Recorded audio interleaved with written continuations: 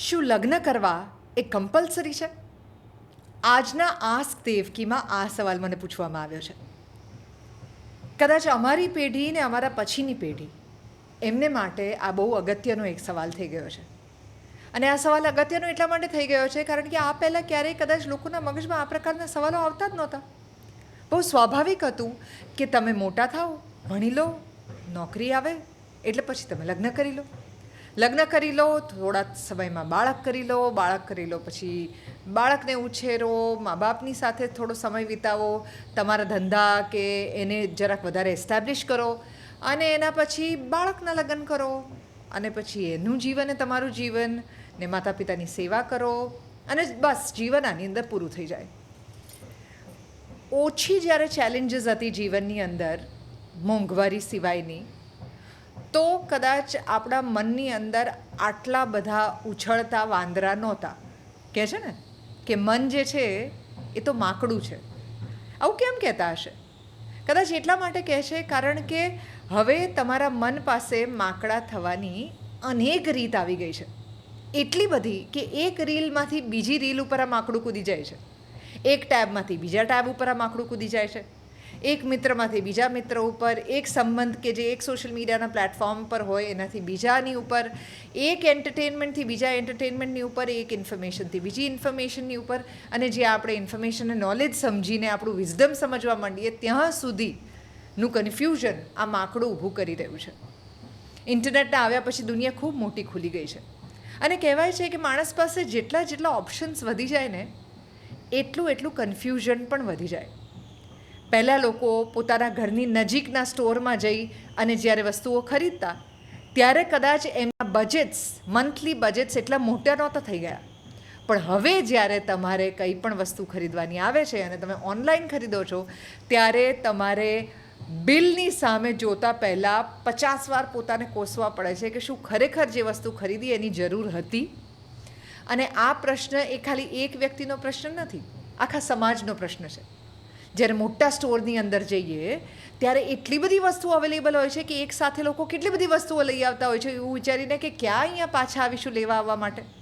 જ્યારે પહેલાં ઘરની બહાર જ જઈ અને એ દુકાનમાંથી લઈને પાછા આવી જવાનું હતું, જેટલી જરૂર પડે એના માટે 10 વાર ધક્કા ખાતા. હવે આપણી પાસે અનેક એવા પર્યાય આવી ગયા છે કે જેને કારણે વારે વારે ધક્કા ન ખાવા પડે. આપણે એક જ વારની અંદર એટલી બધી વસ્તુઓ લઈ લીધી છે કે જેને કારણે થઈને આપણે હવે આપણા પગારને ધક્કો મારીને મોટો કરવો પડી રહ્યો છે. આઈ નો અ લોટ ઓફ પીપલ કે જે કહે છે કે જ્યારે મોલની અંદર જઈએ, જ્યાં એટલી બધી દુકાનો હોય ને આટલી બધી વેરાયટી હોય ત્યારે એટલું બધું કન્ફ્યુઝન થાય છે કે કંઈ ખરીદી કરી જ નથી શકાતી. કદાચ તમને પણ આવો અનુભવ થતો હશે. આ બધી વાતોને લગ્ન સાથે શું લેવા દેવા છે? એ જ લેવા દેવા છે કે લગ્ન માટે પણ તમારે કઈ વ્યક્તિ સાથે સમય સ્પેન્ડ કરવો જોઈએ, યોગ્ય વ્યક્તિ કોને કહેવાય, એના માટેના ધારાધોરણો અત્યારના જીવનની અંદર બદલાઈ ગયા છે. પહેલાં કદાચ પુરુષ અને સ્ત્રી કુટુંબ કે છે એ માટે થઈને લગ્ન કરી લેતા, એ તો કરવાના જ હોય ને, એના માટે થઈને લગ્ન કરી લેતા. જે વ્યક્તિ મા બાપે બતાડી એની સાથે લગ્ન કરી લેતા. હવે લગ્ન કરવાના અનેક રસ્તા બદલાયા છે, સાથે સાથે લગ્ન કરવાની જરૂરિયાત પણ બદલાઈ છે.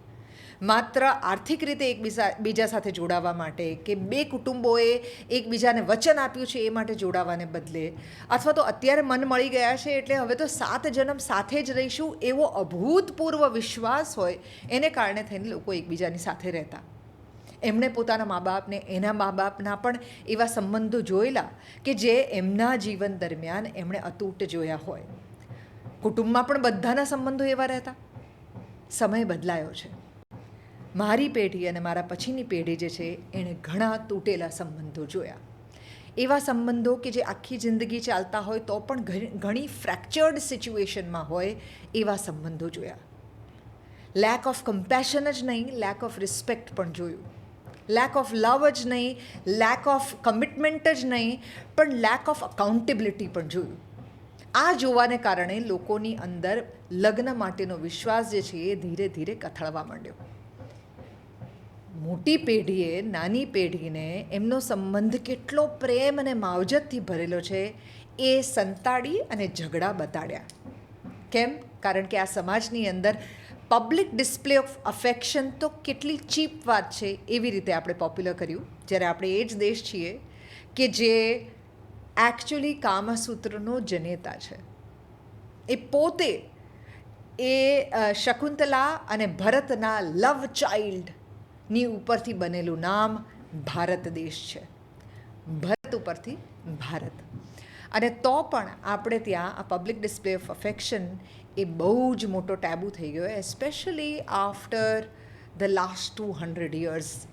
એની અંદર આવેલા જે ઇન્ફ્લુઅન્સીસ છે એ પહેલાંના ઇન્ફ્લુઅન્સીસ, એકચ્યુઅલી નોટ જસ્ટ 200 years, પણ એ પહેલાં પણ આપણે ત્યાં જે બુદ્ધના, મહાવીરના, સ્વામી વિવેકાનંદના, એના પછીના ઇસ્લામના અને એના પછી બ્રિટિશર્સના આવા અલગ અલગ ઇન્ફ્લુઅન્સીસ જે ભારતની અંદર આવ્યા, એણે આપણા સંબંધોને એક્સપ્રેસ કરવાની રીતને ઘણી રીતે બદલી.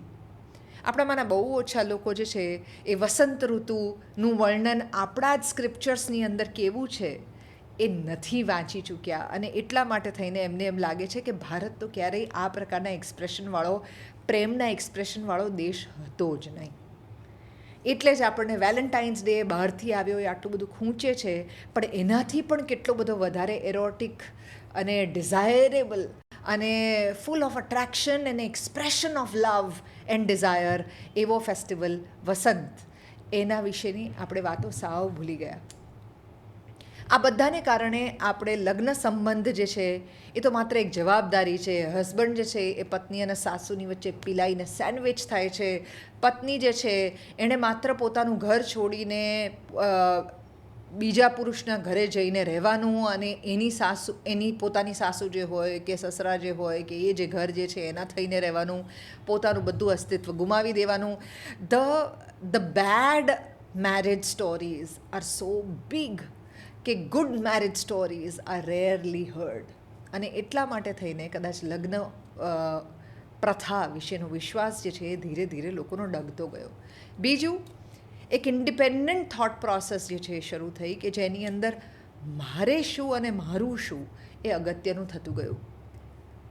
જાત માટે પ્રેમ અને સ્વકેન્દ્રી જીવન આ બે અલગ અલગ બાબત છે.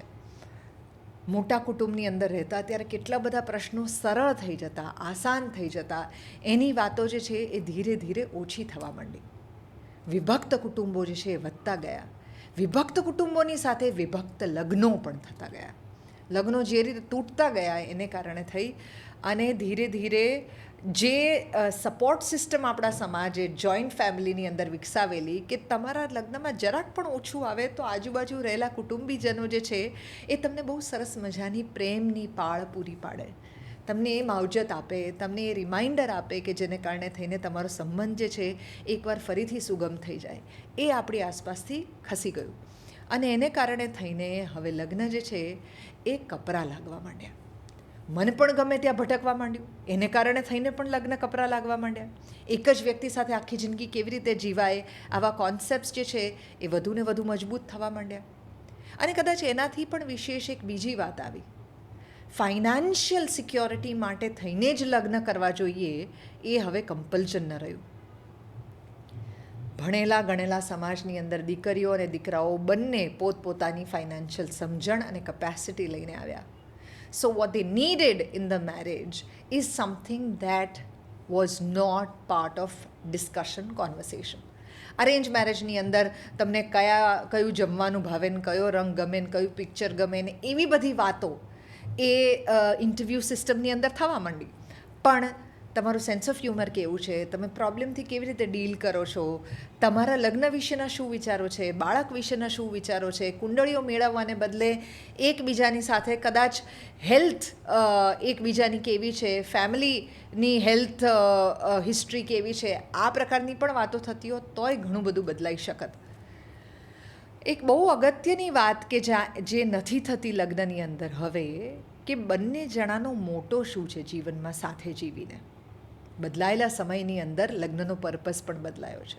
તો ક્યાંક એવું પૂછી શકાય કે તમે જીવનમાં કઈ દિશામાં જવા માંગો છો? Do you want to actually have somebody two grow with, કે જેમાં બંને જણા એક સાથે કોઈ દિશામાં આગળ વધે, કોઈ એક મંઝિલ સુધી પહોંચે? અને ideally why do we Mary?